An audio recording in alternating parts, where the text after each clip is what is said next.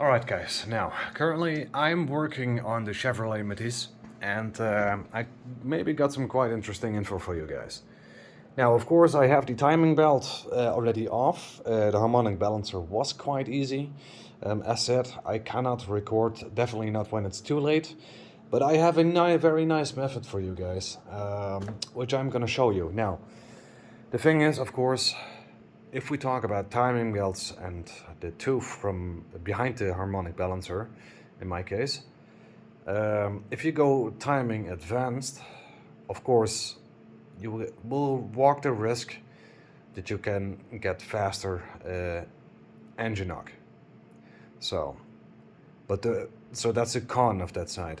But the pro on the other side is you will gain some horsepower, because the cylinder is not anymore on top that center. No, it's already a little bit further away, and when the flame is actually already when the spark plugs are igniting, it actually makes it possible for high-end torque and power. So this means the spark plugs are firing later, and therefore it bangs the piston actually down. Yes, so you will also get more cylinder pressure.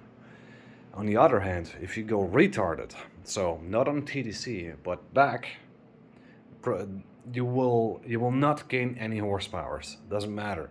That's the con of that side. The pro on that side again is if you are going retarded, let's say 10 degrees retarded on the timing belt, and you have a supercharger on there or a turbocharger, you will have less chance of engine knock.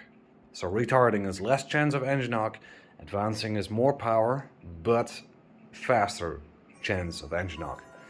But there you have a quite interesting schematic that I was actually counting. Now,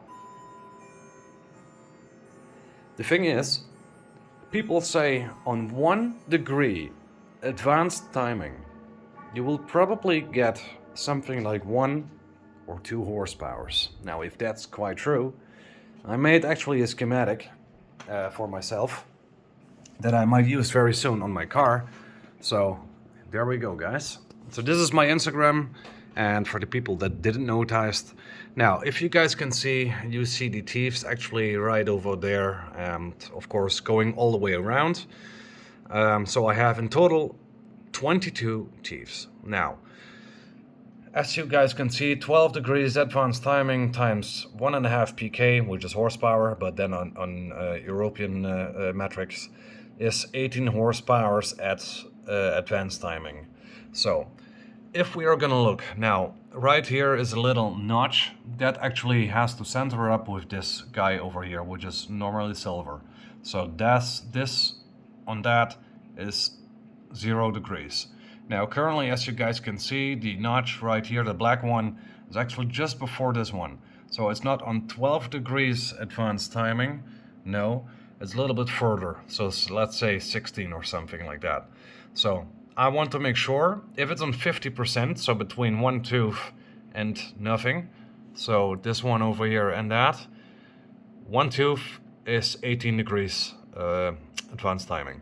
Something like that. I have that already noted down, but the calculation for this is, of course, you have to fill in 360 degrees on the crank, and I have 22 teeths. One tooth is then 16.3 degrees.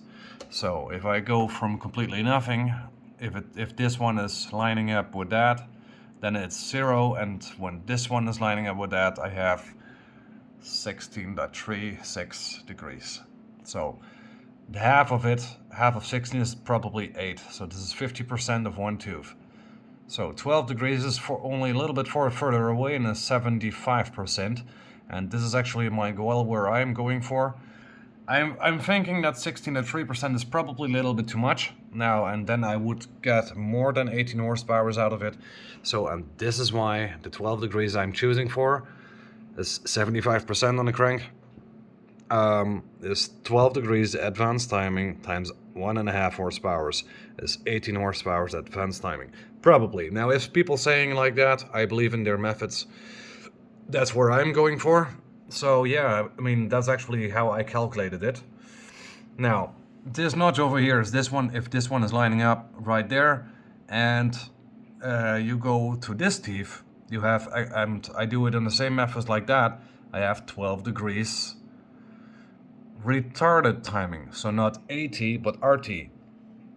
So, and that's actually gonna bring me nothing, then only the possibility to put more air from the supercharger in the engine, which is coming later on. So for now, the supercharger is not currently working, so that's why I'm using this kind of method. Yeah, I mean, looks a little bit complicated, but it's actually quite easy if you research a lot.